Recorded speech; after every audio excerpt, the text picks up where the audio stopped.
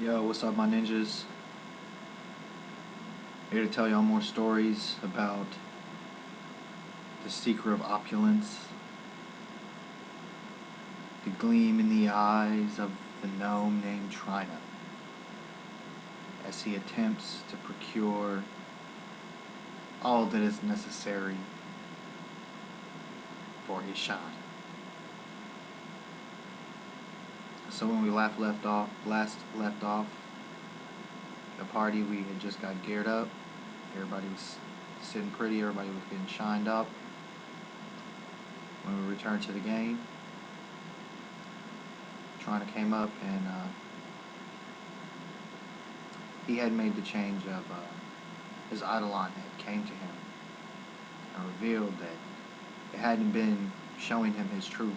The Eidolon had not shown Trina his true form yet, but that's because they had gained strength and knowledge and power.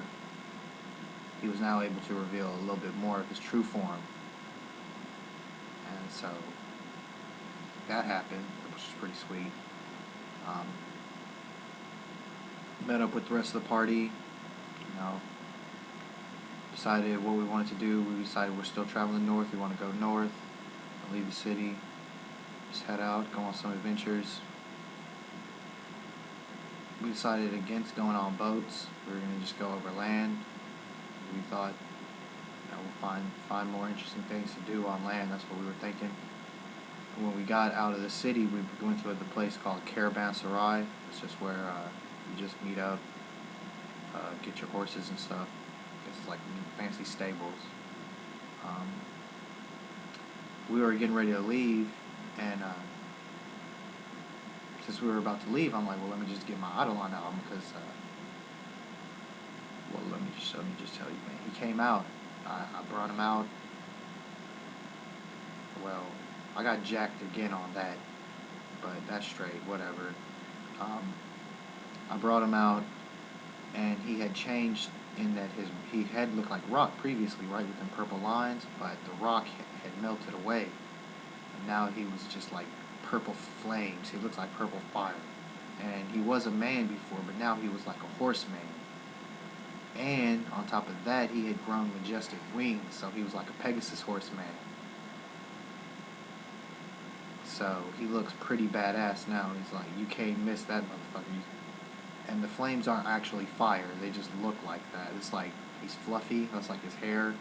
Looks like purple fire. He's an extraplanar creature. I can make him look like whatever I want, so that's what I'm saying. He looks like that. I think that's badass. That's what he looks like. So I pulled him out, and immediately some people come up and they're like, oh, well, hey, why don't y'all guard our caravan? We will hire y'all. We'll give y'all whatever, so much money, like a gold piece a day per person, for guarding our caravan. So we're like, okay, whatever. I'm like, a couple of us were like, let's just go. It's straight. We'll just go. It's fine. And then some of us were like, okay, well, we'll guard y'all. And then they were like, it's money. So I was like, well, whatever. We'll guard them. So we agreed to guard these people. They made us wait on our leave. We didn't get to leave that day. We had to hang out all night. And Rick's like bullshitting with the leader of the caravan and talking to him and shit. And everybody else is like not talking to him. We're just doing our own thing, because that's what we do. We do our own thing. And so finally, next morning comes. We're getting ready to set out. We finally do get set out. I bring out my dude again. I had got him outfitted with an exotic saddle, so I know I'm riding on him, flying up in the air over the caravan. We traveled for a couple days. We were stopping, about dusk or whatever, at more caravanserai type places, just little inns with stables and stuff. So we were getting all right food most of the time. By the second night, though, we didn't have one. Maybe the third night, something like that. And we were hired for protection, right? But they had the guard, the leader of the caravan, was like, no, it's straight. We're not going to run into anything for a few days, so don't even worry about it. Me, I'm like, whatever, dude, that's fine. Zara was like, I'll keep first watch, but that was like the first night when we still thought we were supposed to be on guard, and so nobody was keeping watch. And turns out it was like this ambush, and the whole caravan was just there to jack us. And apparently I had given us away with my Eidolon summoning, And they were like, oh, well, these guys have like whatever this giant bounty on them because we had jacked that die, so we have a giant bounty on us. And everybody got taken while they were asleep. Like nobody, we got like one roll to see if we got basically in our sleep. Only Czar made it, and then before he could eat, like that made combat start, and then they got a surprise round also, and like they all hit him in the head with fucking saps and knocked him clean out, and he didn't get to do shit. So we all we didn't get to do really anything. And then turns out these dudes are whatever, they're bullshitting with us, whatever, threatening us, blah blah blah, we want this, a bunch of lies and bullshit. It was fucking ridiculous. And then eventually, like at first he's drunk and he's telling us all this shit, so we're like, whatever, he's just drunk. And then eventually he gets us and like he's not drunk anymore, and he's like threatening us with this he like had taken Czar's hammer, his masterwork hammer that he had just got. We had never been in a battle yet with that fucking hammer. And he's taking it, he's threatening everybody with it, and I'm trying to. So I'm popping off at the mouth. I'm like, dude, if you wanted to kill us, you would have killed us. If we're so valuable to you, dead, then just kill us and go and do whatever. And he like has me tied up, and I'm pissed off because I'm tied up. And then he's like, well, you're gonna work for us, blah blah blah. And I'm like, dude, if you want to make a deal with me, if you want to work with me, untie me, blah blah blah. So I keep saying all this shit to him, trying to get him to untie me, and he's not having it. Finally, he like puts me down on a rock, and he's like gonna smash my head with this fucking hammer. And I'm like, go ahead, dude, that's straight. If you want me to work for you, untie me and I'll stand up and we can talk like men. Or otherwise, just go ahead and kill me and go get through your goal, dude. I don't know what's wrong with you. That's what I kept telling him. And eventually, he's like, okay, whatever, so you don't care about your life. And then he's like threatening Czar.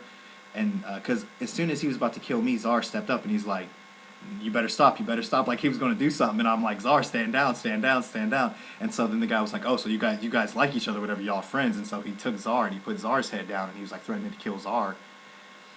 And like, Czar is not like Trina. Czar fucking does not speak a lot.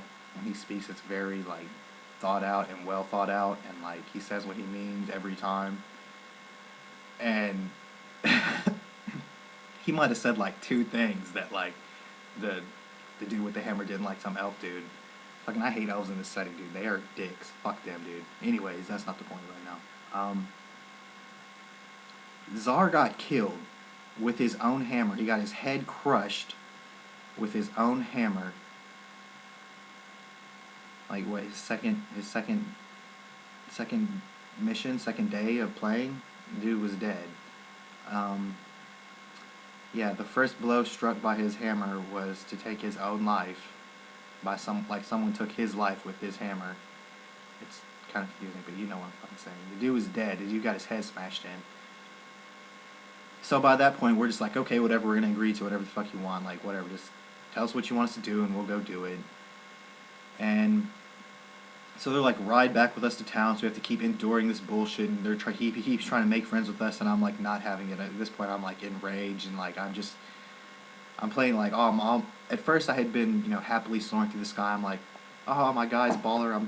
I'm flying around up there, and I'm trying to light up my old Toby and everything, and let me design how to make a cool hat so I can like smoke in the sky, and like it'll be like a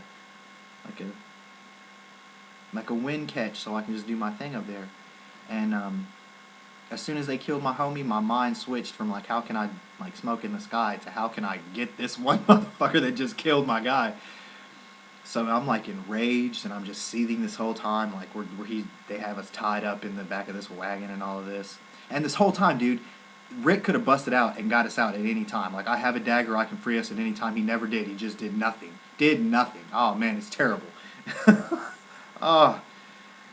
So anyways, we finally get back to town, and this dude, he's like, okay, now you work for us, blah, blah, blah. Meet us in 2 weeks, and we'll tell you a job. So we haven't done anything, man. This is like nothing has happened. We've just been dealing with these assholes. That's basically it. We got put in our place. So the 2 weeks roll around, we go and talk to the guy, and he's like, well, you're going to be dealing with this lieutenant, which is good, because I was not going to have anything to do with that guy. The lieutenant's like, come stay with me, share this drink, whatever. Let's be friends. And I'm like, no, whatever, fuck you, Rick will talk to you. I'm going to go, whatever, wait for y'all to tell me what to do. And he's like, no, you have to come. Like, forced me to go over there and talk, and then, like, he wanted me to drink, and I'm like, I'm not drinking your drink. It's probably poison. You already kidnapped me once. I'm not drinking it. I'm just like, no, flat out refuse.